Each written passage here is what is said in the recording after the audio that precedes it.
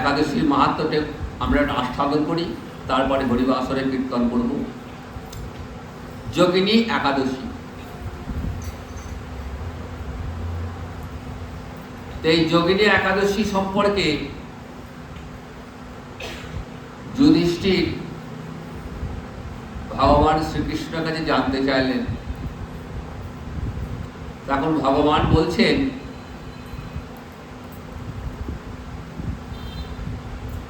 যে এই যোগিনী একাদশী আষাঢ় মাসের শুক্লপক্ষে যে একাদশী, সেই একাদশীর নাম যোগিনী একাদশী। এই একাদশী ব্রত পালন করলে কি হয়?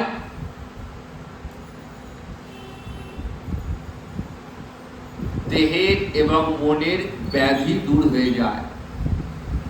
এই একাদশী ব্রত পালন করে প্রাচীনকালে হেমমালী নামে এক ব্যক্তি, তিনি কুষ্ঠ রোগ থেকে উদ্ধার লাভ করেছিলেন।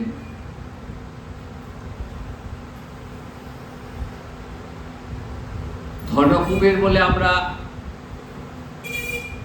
চিনি, স্বর্গের যিনি কোষাধ্যক্ষ,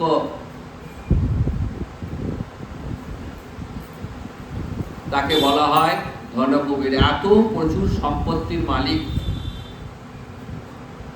তো সেই কুবের তিনি ছিলেন শিব ভক্ত। তিনি প্রতিদিন শিবের জন্য শিবের অর্চনা করতেন। আর এই হেমমালী নামে এক মালি, সে প্রভুর ওই রাজার সেবার জন্য ফুলের জন্য ফুল তিনি দিতেন। রাজা খুব সেবাপরায়ণ ছিলেন, শিব ভক্ত ছিলেন, শিবের সেবা করতেন। এইভাবে একদিন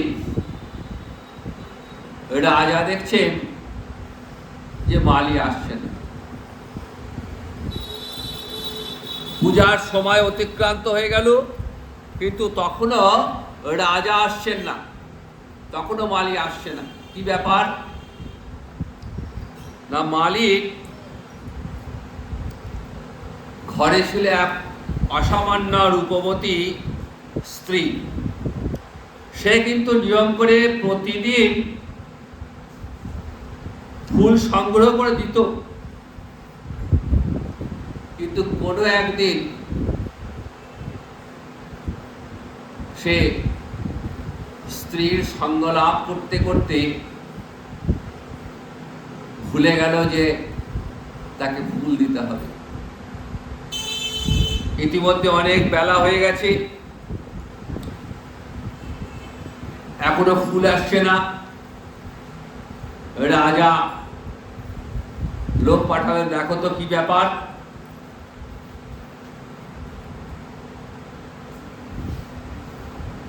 তখন রাজার দূত এসে দেখছে ওই মালি স্ত্রী সঙ্গ লাভ করেছে। সে খবরটা দিল এবং তখন সে বুঝতে পারলো যে বেলা হয়ে গেছে, রাজার ফুল দিইনি আজকে। সে সঙ্গে সঙ্গে ওই অবস্থাতেই ছুটল। রাজা তো অত্যন্ত ক্রুদ্ধ হলেন। ক্রুদ্ধ হয়ে অভিশাপ দিলেন যে দুর্মতি দুষ্ট বুদ্ধি, তোর পতন হোক। তুমি এখনই মর্তলোকে যাও এবং কুষ্ঠ ব্যাধিতে আক্রান্ত হয়ে তুমি তোমার কর্মের ফল ভোগ করবে। রাজার অভিশাপে কুষ্ঠ ব্যাধিগ্রস্ত হয়ে স্ত্রীর সঙ্গে সে ঘুরতে লাগলো। ঘুরতে ঘুরতে হিমালয়ের এক গভীর অরণ্যে এসে সে মার্কেন্ডেয় ঋষির আশ্রমে উপস্থিত হল। তখন ঋষির অবস্থা দেখে জানতে চাইলেন কিভাবে হলো। তখন এই মালি সমস্ত ঘটনা খুলে বলল। তো ঋষির খুব দয়া হল। আর যেহেতু মালি শিবের জন্য মালা প্রত্যেকদিন ফুল মালা সংগ্রহ করে দিতেন। কাজে সে কিন্তু শিবের স্মৃতি তার হৃদয় থেকে যায়নি, অন্তরে অন্তরে তার শিবের মহিমা, শিবকে স্মরণ করত।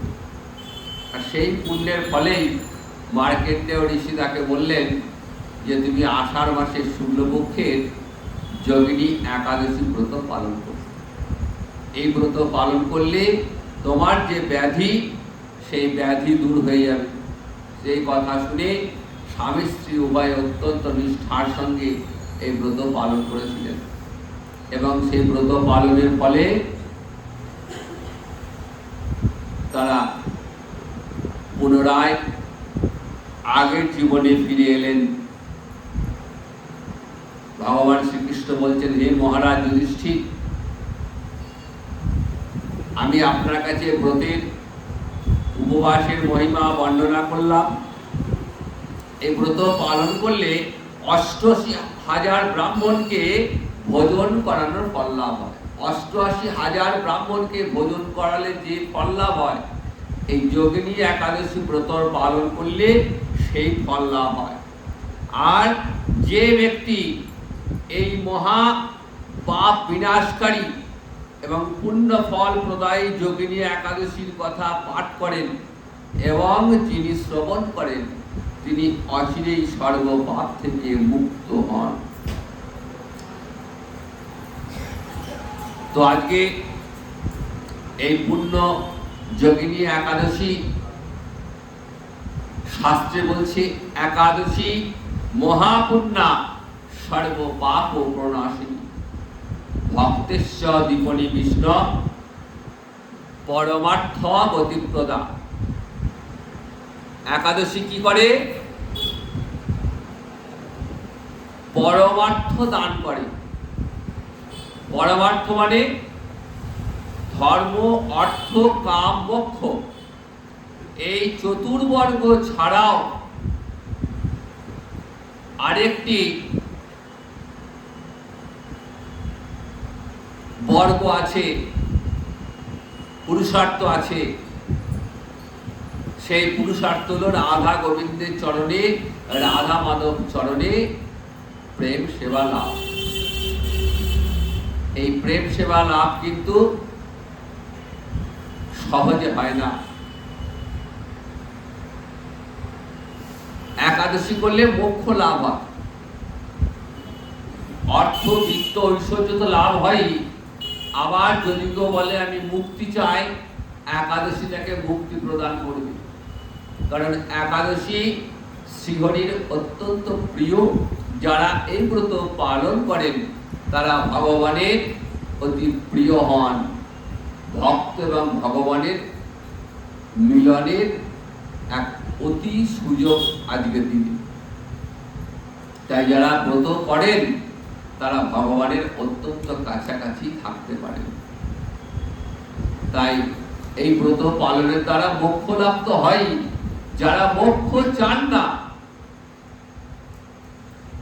মোক্ষের উপরে রাধা গোবিন্দের চরণে, রাধা মাধব চরণে, গৌর নিত্যানন্দ চরণে প্রেম সেবা লাভ, এটা যারা চান, একাদশী তাদের সেই মনোবাসনা পূর্ণ করে।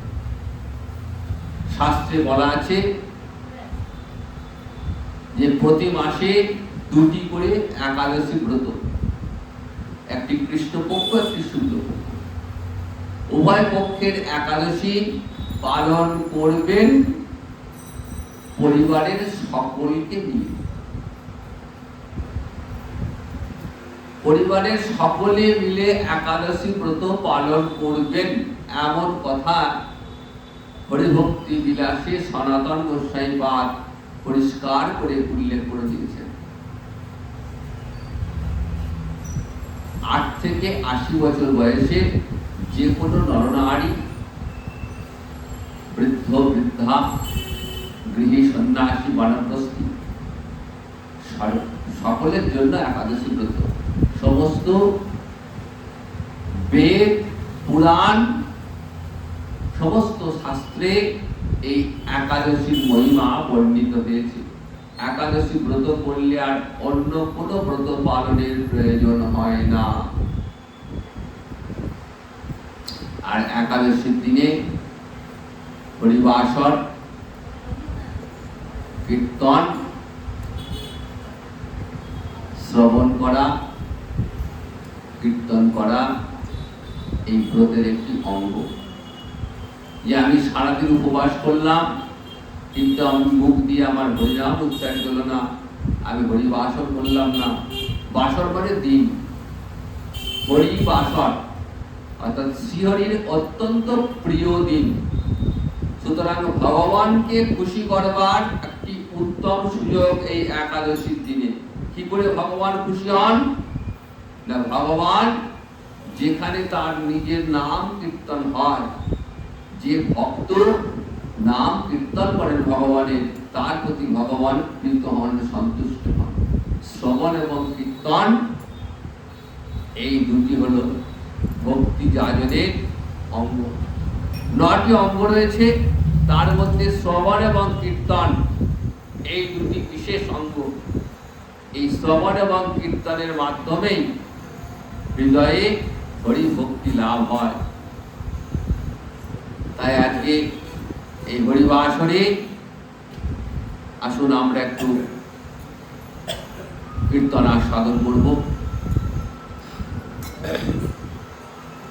বাসরে হরি কীর্তন বিধান, শ্রী হরি বাসরে হরি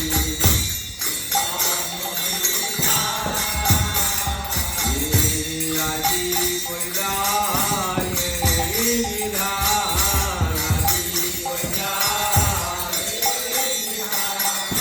কলি হত দিবে লাগি, আজি কইলায় বিধান, কলি হত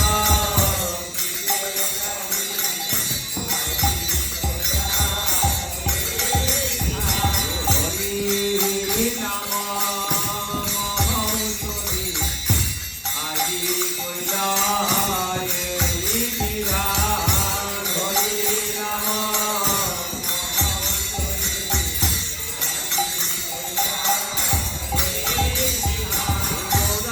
গৌরাঙ্গনি গানি আমার কলি হাত দিবে লাগি, গৌরাঙ্গনি গানি আমার দিবে লাগি, গানি কইলায় বিধান, গানি কইলায় বিধান, শ্রী হরি বাসরে হরি কীর্তন বিধান, শ্রী হরি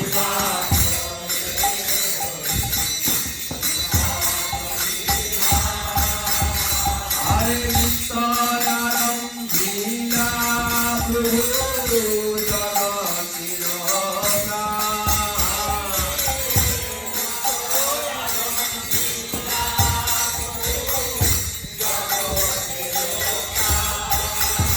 আরে প্রাণে নাচে রে, প্রাণে যুব হরি বাসরে, প্রাণে নাচে রে, যুব হরি বাসরে, জগতে প্রাণ গোলা, প্রাণে নাচে রে,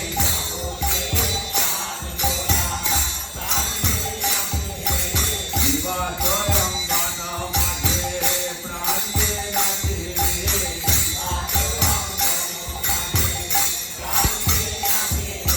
পান্ডু প্রাণানন্দলানি জগতে প্রাণ গোলা, পান্ডু প্রাণানন্দলানি জগতে প্রাণ গোলা, প্রাণ যে নাচে পুণ্যবন্ত শ্রীবাসর, গণে শুভারম্ভ, পুণ্যবন্ত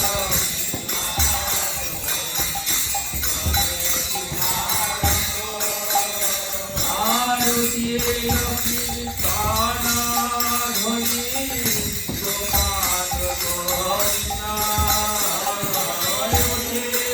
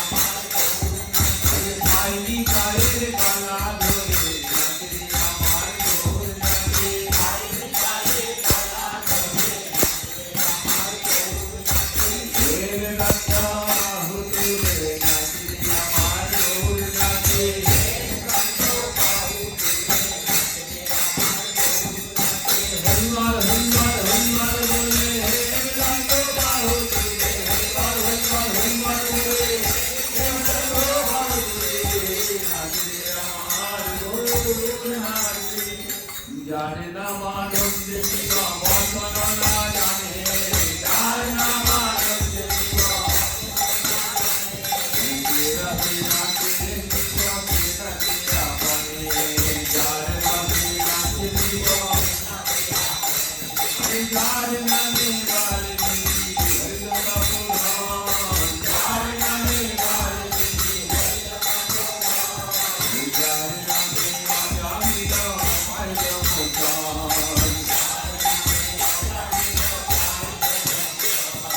Thank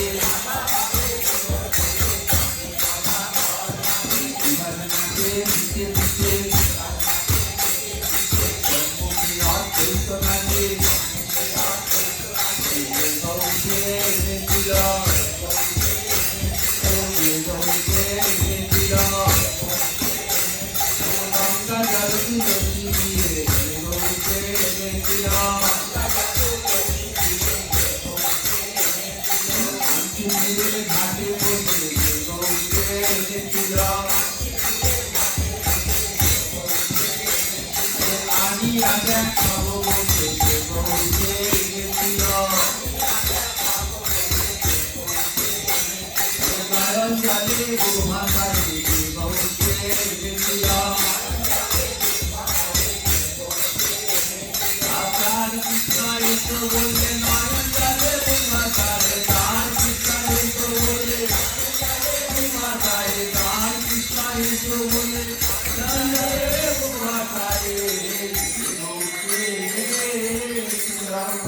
अरे बाबा बेटे माला नहीं हमारे बनाए, बाबा बेटे माला नहीं अरे पिया बोला रे पिया आज कितना से करना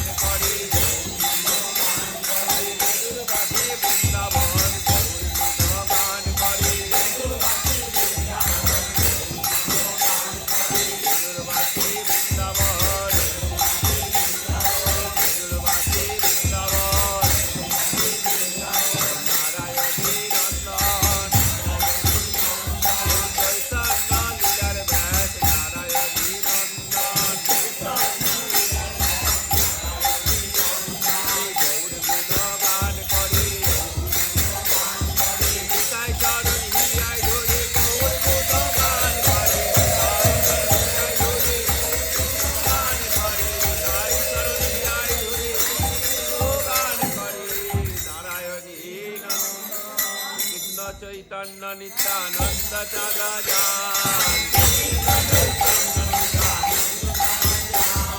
বৃন্দাবন দাস পদ দিতে